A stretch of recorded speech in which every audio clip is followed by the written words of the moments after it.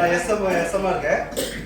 இந்த வாய்ப்பளித்த பெரிய ஐயாவுக்கும், அசோக் சாருக்கும், மணி சாருக்கும், நந்தகுமார் சாருக்கும், மஞ்சுளா மேடமுக்கும் முதல்ல நன்றி சொல்ல கடமைப்பட்டிருக்கேன்.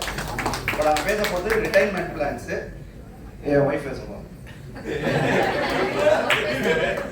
சார் ஃபர்ஸ்ட் பார்த்தீங்கன்னா நான் நிறைய கம்பெனியில் ஒர்க் பண்ணியிருக்கேன்.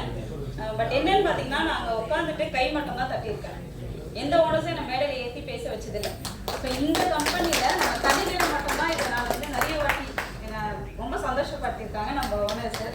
ஸோ அதுக்கு ரொம்ப நன்றி சார். ஸோ இப்போ நம்ம பேச போகிறது என்னன்னு பார்த்தீங்கன்னா ரிட்டைர்மெண்ட் பிளான் பற்றி தான் நாங்கள் இப்போ பார்க்க போகிறோம். பிகாஸ் இப்போ ரிட்டையர்ட் ஆகிட்டு மணி நிறைய வச்சுருப்பாங்க ஒரு ஏஜ் பீப்புள். ஸோ அவங்களுக்கு வந்து நம்ம எப்படி கன்வின்ஸ் பண்ணி ஒரு 3 பாயிண்ட்ஸ் ஒரு பாசிட்டிவ் ஒர்க் சொல்ல கொடுக்குறோம்.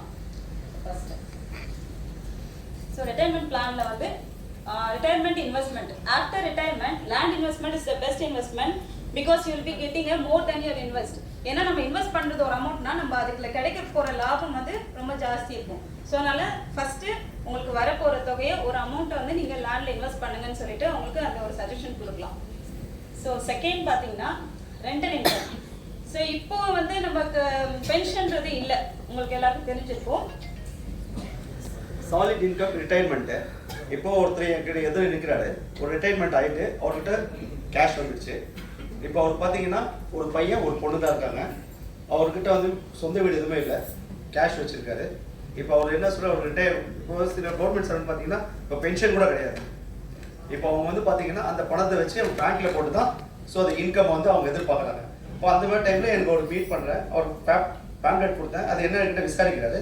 நான் அப்போ அவர்கிட்ட சொல்கிறேன், சார் நீங்கள் என்ன சார் பண்ணுறீங்க கேட்டேன். சார் தம்பி நான் இப்போ தான் ரிட்டைர்மெண்ட் ஆகிட்டு நான் வீட்டில் தான் வாங்கியிருக்கேன் சார். அடுத்த உங்கள் பிளான் என்ன சார் நான் கேட்டேன். இல்லைப்பா என் பொண்ணுக்கு நான் கல்யாணம் வச்சுருக்கேன், குழந்தைக்காக நான் அந்த நகை வாங்கணும், இதெல்லாம் வாங்கணும். எப்போ சார் நீங்கள் கல்யாணம் வச்சுருக்கீங்க அப்படின்னு நான் கேட்டேன். இன்னும் ஒரு 2 வருஷத்துல 3 வருஷத்துல எனக்கு நான் கல்யாணம் பண்ணிடுவேப்பா அப்படின்னாரு. சார் இப்போ நீங்கள் ரிட்டைர்மெண்ட்டாக ஆகிட்டீங்க, இப்போ உங்கள்கிட்ட கேஷ் வச்சுருக்கீங்கன்னு சொல்கிறீங்க. இப்போ நீங்கள் மொத்தமாக நீங்கள் நகை வாங்க போனீங்களா, இல்லை இதில் ஏதாவது நீங்கள் ஏதோ இன்வெஸ்ட்மெண்ட் பண்ணுற மாதிரி ஐடியா இருக்கா சார் அப்படின்னு கேட்டேன். இல்லைப்பா ஒரு சிறு தொகையோட நம்ம இன்வெஸ்ட் பண்ணலாம், அதனால எனக்கு ஏதாவது பெனிஃபிட் கிடைக்குமா அப்படின்னு கேட்டேன். சார் சூப்பர் சார், இப்போ நீங்கள் கேட்டால் ஒரு வார்த்தை கேட்டீங்க. இப்போ எங்ககிட்ட பார்த்தீங்கன்னா கமர்ஷியல் ப்ராப்பர்ட்டிஸ் ஒன்று நாங்கள் இன்ட்ரடியூஸ் பண்ணியிருக்கோம் சார் படிக்கப்பட்டல. அதில் நீங்கள் பார்த்தீங்கன்னா மினிமம் ஒரு 1200 ஸ்கொயர் ஃபீட் வாங்கினீங்கன்னா உங்களுக்கு ஒரு 32 லட்ச ரூபா வரும் சார். அவ்வளோ பேமெண்ட் உங்ககிட்ட இருக்கா அப்படின்னு கேட்டேன்.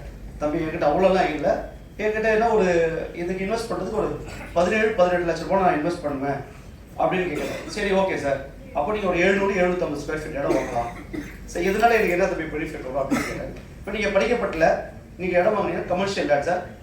பொன்னேரி போடுற ரோடு தான் பார்த்தீங்கன்னா இந்த ரோட்டில் 300 வண்டி ஒரு நாளைக்கு 500 வண்டி 600 வண்டி போகுது வருது. ஏன்னா வியாபாரிங்க காலையிலேருந்து போகிறாங்க. அதுவும் இல்லாமல் பார்த்தீங்கன்னா இப்போ எங்களுடைய கம்பெனி பார்த்தீங்கன்னா 1000 மார்க்கெட்டர்ஸ் ஒர்க் பண்ணுறாங்க. 1000 மார்க்கெட்டர்ஸ் ஒர்க் பண்ணுற பார்த்தீங்கன்னா எங்கள் சைட்டே பார்த்தீங்கன்னா மெதூர் இருக்குது, வெப்பத்தூர் இப்போ நாங்கள் வெப்பத்தூர் லான்ச் பண்ணியிருக்கோம். அப்புறம் மெதூர்லேயும் இப்போ எக்ஸ்டென்ஷன் பண்ணியிருக்கோம். இந்த மாதிரி எங்களதே கிட்டத்தட்ட ஒரு 20 வண்டி 30 வண்டி ஒரு நாளைக்கு போயிட்டு வரும் சார்.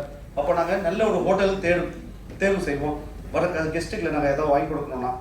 அப்போ நீங்கள் இந்த லேண்ட் வாங்கி இங்கே கமர்ஷியல் நீங்கள் கட்டினீங்கன்னா ஒரு 3 கடை நீங்கள் போட்டிங்கன்னா ஆட்டோமேட்டிக்காக வந்துடுவாங்க இந்த ஊரில் இருக்கவங்க.